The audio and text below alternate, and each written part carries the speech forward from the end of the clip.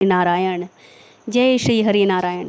पुरुषोत्तम मास के कृष्ण पक्ष की एकादशी को परमा अथवा हरिवल्लभा एकादशी कहते हैं। इस दिन भक्ति पूर्वक नरोत्तम भगवान विष्णु की पूजा करने से दुर्लभ सिद्धियों की प्राप्ति होती है। धर्मराज युधिष्ठिर बोले, हे वासुदेव, अब कृपा करके मलमास के कृष्ण पक्ष की एकादशी का नाम, उसके व्रत की विधि तथा महात्म्य को विस्तार पूर्वक बतलाइए। श्री कृष्ण बोले, हे राजन, इस एकादशी का नाम परमा है।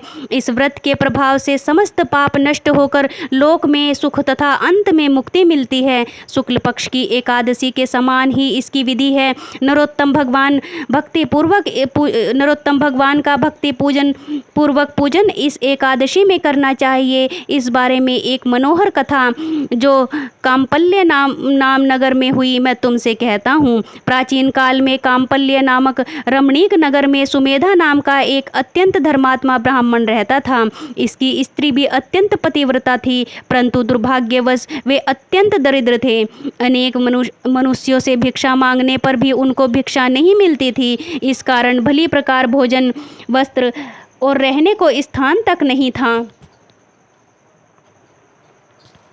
रूप व यौवन से संपन्न उसकी स्त्री अपने पति सहित अत्यंत कठिनता से जीवन निर्वाह किया करती थी। कई दिनों तक भी उपवास करना पड़ता था, परंतु उसकी पतिव्रता स्त्री स्वयं भूखी रहकर भी अतिथि सत्कार अवश्य करती और अपने मुख पर कभी मलिनता तक न आने देती। साथ ही अपने पति से कभी किसी वस्तु की याचना तक न करती। भूख और गरीबी के कारण उसका शरीर दिन प्रतिदिन दुर्बल होता जा रहा था।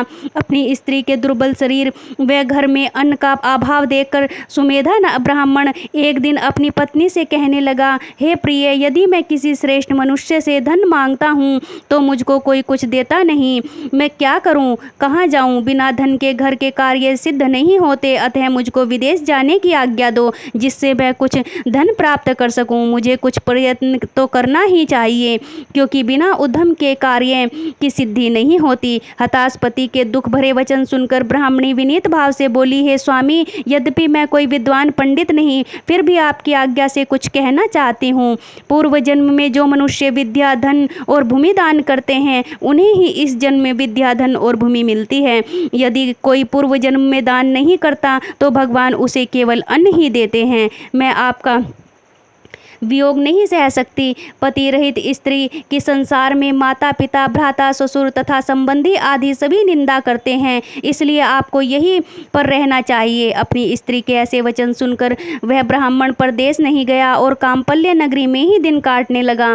कुछ समय के पश्चात कौंडिन्य मुनि काम्पल्य नगरी में पधारे। उनको आते देखकर सुमेधा और उसकी पत्नी ने ऋषि कौंडिन्य को प्रणाम किया और कहा, हम आज धन्य हैं। आज हमारा जीवन आपके दर्शन मात्र से ही सफल हुआ तथा आपको आप अपने घर लाकर आसन तथा भोजन दिया।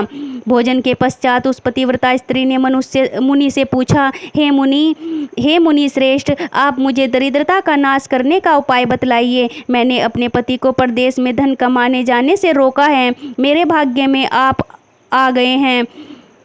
मुझे पूर्ण विश्वास है कि अब हमारी दरिद्रता दूर हो जाएगी। आप हमें दरिद्रता मिटाने वाला किसी व्रत के बारे में बतलाइए। कौंडिन्य ऋषि को ब्राह्मण दंपत्ति पर दया आ गई और वह बोले, हे देवी, मलमास के कृष्ण पक्ष की परमा एकादशी के व्रत से समस्त पाप, दुख और दरिद्रता आदि नष्ट हो जाते हैं। जो मनुष्य इसका व्रत करता है वह धनवान हो जाता है। इस व्रत में नृत्य, गायन और भजन कीर्तन सहित रात्रि जागरण करना चाहिए। कुबेर को महादेव जी ने इस व्रत के कारण धनाधिपति बना दिया था। इस व्रत के प्रभाव से सत्यवादी राजा हरिश्चंद्र को पुत्र, स्त्री और राज्य प्राप्त हुआ था। तत्पश्चात मुनि ने उसको एकादशी के व्रत की समस्त विधि बतलाई। मुनि ने व्रत का विधान बतलाने के बाद कहा, हे ब्राह्मणी, पंचरात्रि व्रत इससे भी अधिक उत्तम है। परमा एकादशी के दिन प्रातः काल नित्य कर्म से निवृत्त होकर विधि पूर्वक पंचरात्रि व्रत आरंभ किया जाता है। जो मनुष्य 5 दिन तक निर्जल व्रत करते हैं वे अपने माता पिता और स्त्री सहित स्वर्ग लोक को जाते हैं। जो 5 दिन तक संध्या को केवल एक समय भोजन करते हैं वे स्वर्ग को जाते हैं। जो मनुष्य स्नान करके 5 दिन ब्राह्मणों को भोजन कराते हैं उन्हें समस्त संसार को भोजन कराने का फल मिलता है। इस व्रत में जो घोड़े का दान करता है उन्हें तीनों लोक का दान करने का फल मिलता है। जो मनुष्य उत्तम ब्राह्मण को तिल सहित दान करते हैं वे तिल की संख्या के बराबर विष्णु लोक में रहते हैं। जो घी का पात्र दान करते हैं वे सूर्य लोक को जाते हैं। जो 5 दिन तक ब्रह्मचर्य पूर्वक रहते हैं वे देवांगनाओं के साथ स्वर्ग में भोग करते हैं। हे पवित्रे, तुम अपने पति के साथ इस व्रत को करो, इससे तुम्हें पर्याप्त धन और सिद्धि प्राप्त होगी और अंत में पति सहित स्वर्ग को जाओगी। कौंडिन्य मुनि के कहे अनुसार ब्राह्मण दंपति ने 5 दिन पर माँ एकादशी का व्रत किया। व्रत समाप्त होने पर उसने देखा कि एक राजकुमार अपने सेवकों सहित उसके सामने खड़े हैं।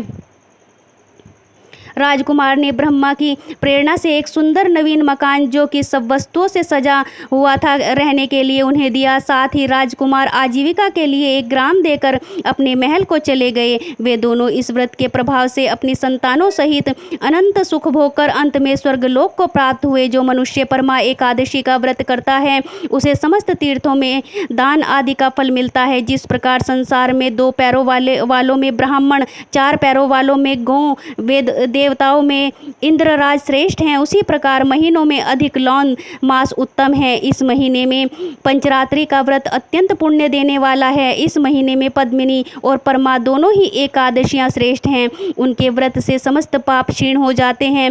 दुर्बल मनुष्य को भी कम से कम एक व्रत अवश्य करना चाहिए। जो मनुष्य अधिक मास, स्नान तथा एकादशी को व्रत नहीं करते उन्हें आत्मघात का पाप लगता है। यह मनुष्य योनि बड़े पुण्यों से मिलती है, इसलिए मनुष्यों को सभी एकादशियों के व्रत अवश्य करने चाहिए। इस संवाद का उपसंहार करते हुए भगवान श्री कृष्ण ने कहा, हे धर्मराज युधिष्ठिर, जो आपने मुझसे पूछा था सो मैंने आपको बतला दिया।